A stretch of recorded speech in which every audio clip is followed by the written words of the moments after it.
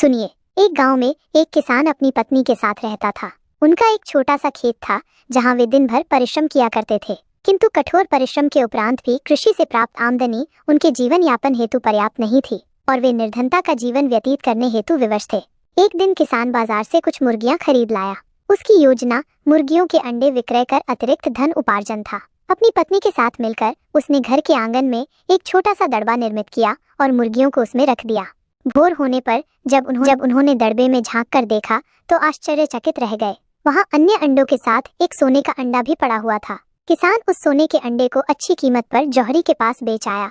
अगले दिन फिर उन्होंने दड़बे में सोने का अंडा पाया। किसान और उसकी पत्नी समझ गए कि उनके द्वारा पाली जा रही मुर्गियों में से एक मुर्गी अद्भुत है, वो सोने का अंडा देती है। एक रात पहरेदारी कर वे सोने का अंडा देने वाली मुर्गी को पहचान गए। उसके बाद से वे उसका खास ख्याल रखने लगे। उस मुर्गी से उन्हें रोज सोने का अंडा मिलने लगा।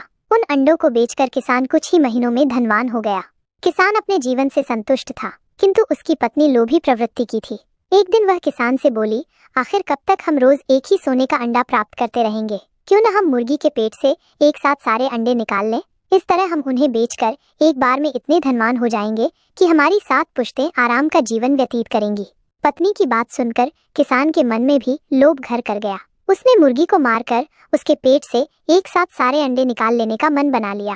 वो बाजार गया और वहां से एक बड़ा चाकू खरीद लाया। फिर रात में अपनी पत्नी के साथ वो मुर्गियों के दड़बे में गया और सोने का अंडा देने वाली मुर्गी को पकड़कर उसका पेट चीर दिया। किंतु मुर्गी भीतर से सामान्य मुर्गियों की तरह ही थी। उसके पेट में सोने के अंडे नहीं थे। किसान और उसकी पत्नी अपनी गलती पर पछताने लगे। अधिक सोने के अंडों के लोभ में पड़कर वे रोज मिलने वाले एक सोने के अंडे से भी हाथ धो बैठे थे। सीख, लालच बुरी बला है।